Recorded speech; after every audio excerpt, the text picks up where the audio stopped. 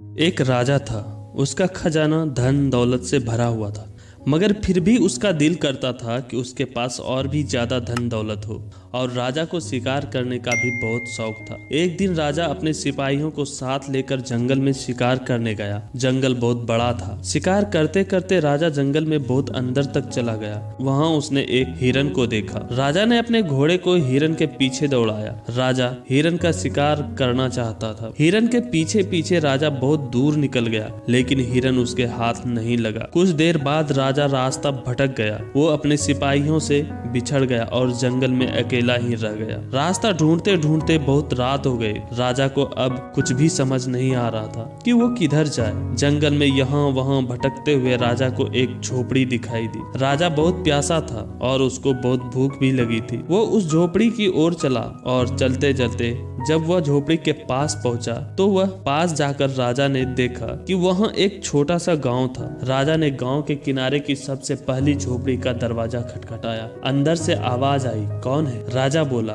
मैं एक यात्री हूँ और मैं रास्ता भटक गया हूँ। मुझे आज रात के लिए आश्रय चाहिए। झोपड़ी के अंदर से एक गरीब आदमी बाहर निकला। वो झोपड़ी एक गरीब किसान की थी। किसान की पत्नी ने राजा का स्वागत किया। उसने सोचा कि यह कोई रास्ते से भटका हुआ यात्री है और सिर्फ रात बिताने के लिए यहाँ पर रुकना चाहता है। किसान की पत्नी ने राजा को बहुत अच्छे तरीके से ठहराया और खाना खिलाया। किसान और उसकी पत्नी का इतना अच्छा व्यवहार देखकर राजा उनसे बहुत खुश हुआ। अगले दिन राजा जाने के लिए तैयारी करने लगा और उसने कहा कि मैं एक राजमहल में काम करने वाला कर्मचारी हूँ। अगर तुम्हें महल में कोई भी काम हो तो ये कागज ले लो। इसे जब भी तुम महल में दिखाओगे तो इस कागज को देखकर सिपाही तुम्हें राजा से मिलने देंगे और इस देश का राजा तुम्हारी जरूर सहायता करेगा। किसान ने सोचा कि यह जरूर राजमहल में काम करने वाला कोई बड़ा कर्मचारी है। किसान ने कहा, मेरे पास भगवान का दिया बहुत कुछ है, मुझे इससे ज्यादा कुछ नहीं चाहिए। लेकिन राजा ने फिर भी कहा कि कभी भी तुम्हें जरूरत हो तो तुम राजमहल में जरूर आना। कुछ सालों के बाद उस गाँव में सूखा पड़ गया, अकाल छा गया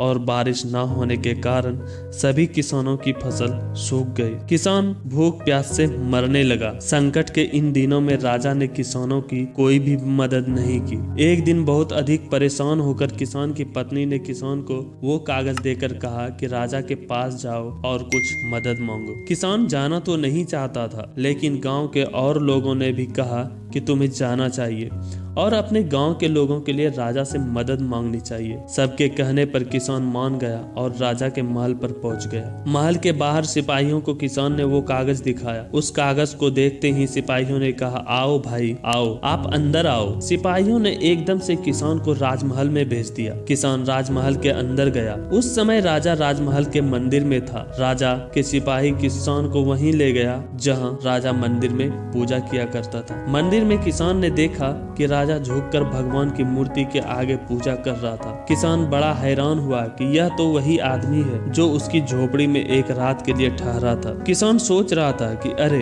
ये तो सचमुच राजा ही है जो मेरी झोपड़ी में आकर ठहरे थे। किसान को तब और भी ज्यादा हैरानी हुई जब उसने देखा कि राजा भगवान से गिड़गिड़ाकर धन और दौलत की भीख मांग रहा था। राजा भगवान से और भी ज्यादा धन दौलत मांग रहा था। किसान तो वहाँ रुका ही नहीं और एकदम से वापस लौट गया। राजा प्रार्थना में व्यस्त। राजा के सिपाहियों ने किसान को रोकने की कोशिश की, लेकिन वो नहीं रुका। राजा को बाद में पता लगा कि वही किसान महल में आया था जिसके घर राजा रात में रुका था, लेकिन वो राजा से मिले बिना ही वापस चला गया। राजा इस बात से बहुत दुखी हुआ और तुरंत रथ में बैठकर किसान के गांव की ओर चल पड़ा। आधे रास्ते में ही राजा को किसान जाता हुआ मिल गया।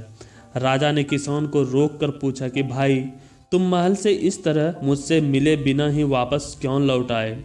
किसान ने कहा, महाराज, मेरे गांव में अकाल पड़ा हुआ है। गांव के लोग भूखे मर रहे हैं। मैं तो आपसे अपने गांव के लिए मदद मांगने आया था, लेकिन मैंने देखा कि आप तो भगवान से और भी धन दौलत मांगने के लिए प्रार्थना कर रहे थे। आप तो खुद भगवान से धन की भीख मांग रहे थे। मैंने सोचा आप तो खुद बहुत बड़े भिखारी हैं, आप मुझे क्यों देंगे? यह सुनकर राजा बहुत शर्मिंदा हुआ कि वो कितना लालची है।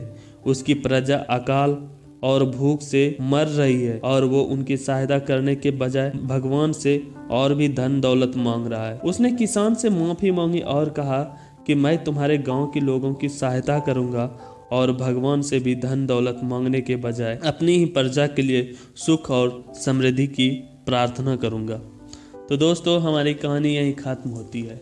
आप हमें बताएं, क्या लोभ करना चाहिए या नहीं करना चाहिए। अगर हमारी कहानी आपको पसंद आए तो इस वीडियो को लाइक ज़रूर करें और ऐसी ही कहानी सुनने के लिए हमारे channel A to Z story को सब्सक्राइब करें और बेल आइकन प्रेस जरूर करें, ताकि जब भी मैं कोई नई कहानी अपलोड करूं तो उसका नोटिफिकेशन सबसे पहले आप तक पहुंचे। आज के लिए इतना ही। अब मिलते हैं किसी अगली वीडियो में नई कहानी को लेकर। तब तक के लिए इजाज़त दीजिए।